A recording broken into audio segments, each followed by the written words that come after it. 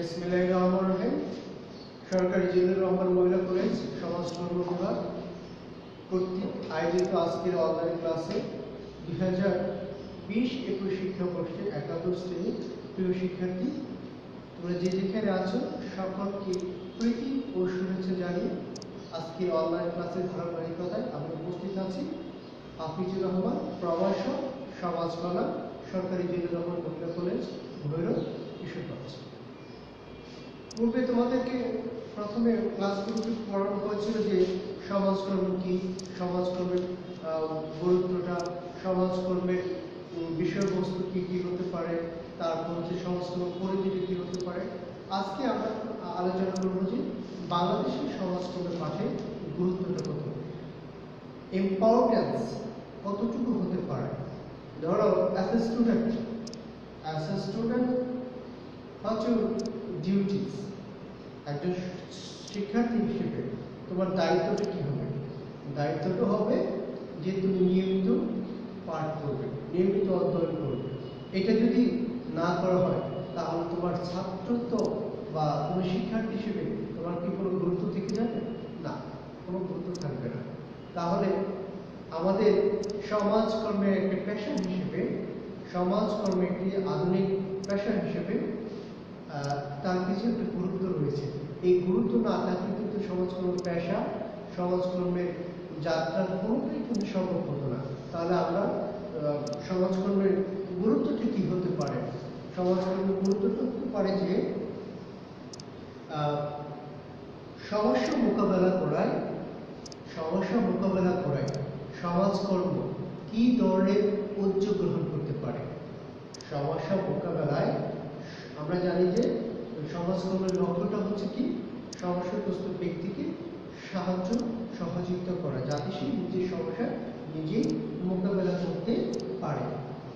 আরেকটা বিষয় হচ্ছে কি, সমাজ সংস্কার করা, রিফর্ম করা, সোশ্যাল রিফর্ম।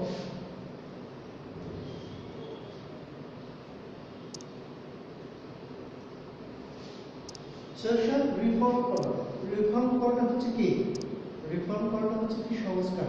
আমি বলেছি যে সমাজকে ভেঙে ফেলা নয়, সমাজ যেটা আছে, এক্সিস্টিং যেটা আছে সেটা থেকে কি করা, মডিফাই করা।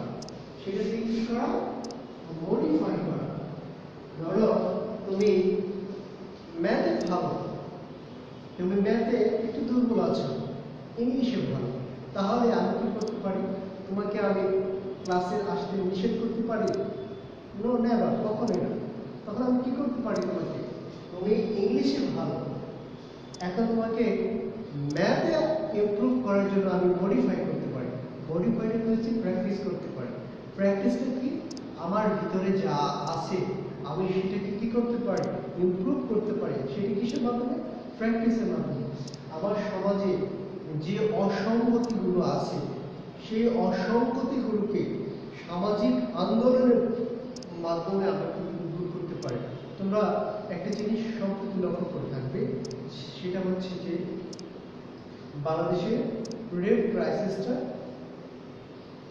তুলনামূলকভাবে যদি বিশ্লেষণ করি, একটু সেটা মিডিয়ার কল্যাণে হোক, সেটা অন্য কোনো কল্যাণে হোক, এটা দেখে যাচ্ছে কিন্তু একটু বিস্তৃতি হয়ে গেছে। এটা এই সম্পর্কে কিন্তু আমাদের সামাজিক আন্দোলনে তৈরি হয়েছে। বিশেষ করে ছাত্র, শিক্ষক, তারপর যে গণমানুষ, রাজনীতিবিদ, তারা কিন্তু সবাই এগিয়ে এসেছে যে এই রেপ থেকে আমাদের একটি সামাজিক আন্দোলন গড়ে তুলতে হবে, যাতে এরকম অপরাধ করার কেউ সাহস না পায়, এবং কেউ অপরাধ করলে তাকে যেন দৃষ্টান্তমূলক শাস্তি দেওয়া হয়। ঠিক তার ধারাবাহিকতা বাংলাদেশ সরকার কিন্তু এই ধারাবাহিকতায় এই শাস্তির পরিমাণ কিন্তু ডেথ পেনাল্টি করেছে, মৃত্যুদণ্ড বিধান করেছে। হ্যাঁ, এটা কিন্তু কি, হ্যাঁ, তাহলে আমরা সমাজে যে অসঙ্গতিগুলো আছে সেটা আমরা সামাজিক আন্দোলনের মাধ্যমে কি করব, সংস্কার সাধন করব। এটা কিন্তু গুরুত্ব। এটা না থাকলে কি হবে না, সমাজকর্মে সামাজিকতা থাকবে না। তারপর হচ্ছে কি, সুপ্ত প্রতিভা বিকাশে সহযোগিতা করা। আমি জানি যে তোমার ভিতর কি আছে, ল্যাটেন্সি আছে, সুপ্ততা আছে। কি আছে? ল্যাটেন্সি, সুপ্ততা। আমি জানি যে তুমি এই জিনিসটাকে কি করতে পারবা, নিজেকে কাজে খাটাতে পারবা, সেই শক্তি সামর্থ্য আছে, কিন্তু তোমার যে জিনিসটা নেই সেটা হচ্ছে তোমার সুযোগ নেই। তোমার সেটা নেই, কি সুযোগ নেই। একজন সমাজকর্মী হিসেবে তাকে কিন্তু কি করা, আমি একটা বৈশিষ্ট্য বলেছিলাম, two link people with resource, service and opportunities. তাহলে একজন সমাজকর্মী কিন্তু কি করতে পারে, সুযোগের সাথে সম্পর্ক গঠিয়ে দিতে পারে। এটা তাহলে সত্য বিকাশ তোমাকে সহযোগিতা করতে পারে। তারপর কি বলেছি, যে বিজ্ঞানসম্মত, আমি একটা কথা বলেছি যে social work is a professional service based on scientific knowledge. কি বলেছি, based on scientific knowledge and skill. সমাজকর্ম হচ্ছে একটি বিজ্ঞানসম্মত পদ্ধতি, প্রক্রিয়া, মূল্যবোধের উপরে নির্ভর করে, এবং এই প্রক্রিয়ার মাধ্যমে সমাজে যে অসঙ্গতি আছে বা সমাজের যে বিভিন্ন বিষয় আছে সেটিকে বিজ্ঞানসম্মতভাবে সমাধান করার চেষ্টা করতে হবে। আরেকটা বিষয় হচ্ছে কি, গবেষণা পরিকল্পনা করা। সমাজকর্ম অন্যতম একটি দিক আছে, এবং তোমরা একটি বিষয় রাখবে যে সমাজকর্মের একটি সহায়ক পদ্ধতি আছে। সমাজকর্মের একটি সহায়ক পদ্ধতি আছে, কি সামাজিক গবেষণা, সমাজকর্ম গবেষণা। গবেষণা মাধ্যমে কি করতে হবে, সমাজে যে অসঙ্গতি আছে, সমাজকে কিভাবে ইমপ্রুভ করতে পারবে, সমাজের ভিতরে যে অভাব আছে সেটাকে কিভাবে দূর করতে পারবে, তারপরে একটা সমাজকে কিভাবে অধিক মূল্যবোধ সম্পন্ন করে তুলতে পারবে, সমাজকে একটি বিশ্বজনীন অবস্থায় দূর করতে পারবে। এই ক্ষেত্রে কিন্তু সমাজকর্মী একটা গবেষণা করতে পারে, এবং এটাও একটি গুরুত্ব থাকে। তারপর হচ্ছে কি, আমি বলেছিলাম যে সমাজকে কাঙ্ক্ষিত পরিবর্তন করা।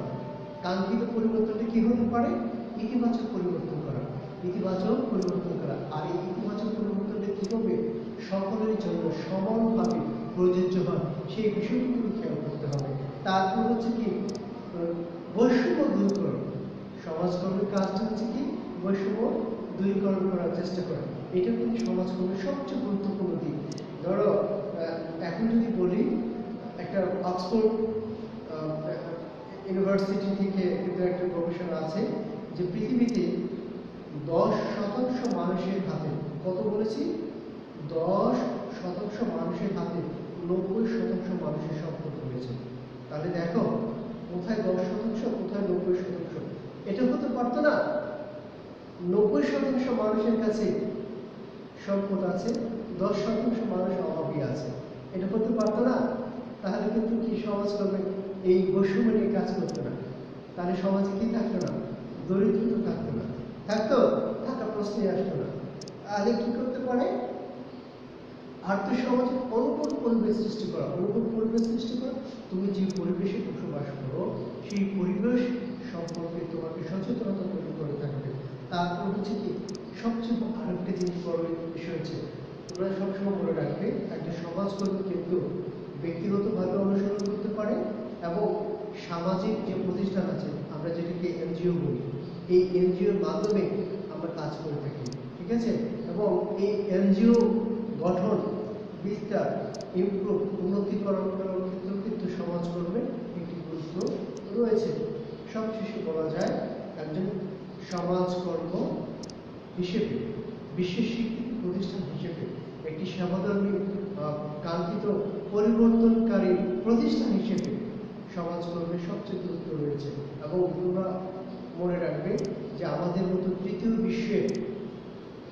বিশ্বের জনবহুল দেশে যে সমস্যাটা আছে, সেই সমস্যা মোকাবেলা করার ক্ষেত্রে সমাজকর্মকে রাষ্ট্রীয়ভাবে স্বীকৃতি প্রদান করে সরকারি, বেসরকারি সকল জায়গায় সমাজকর্মীকে নিয়োগ দিয়ে সমাজকর্মের যে যাত্রাটা আছে এটি কিন্তু আরো গুরুত্ব বহন করবে।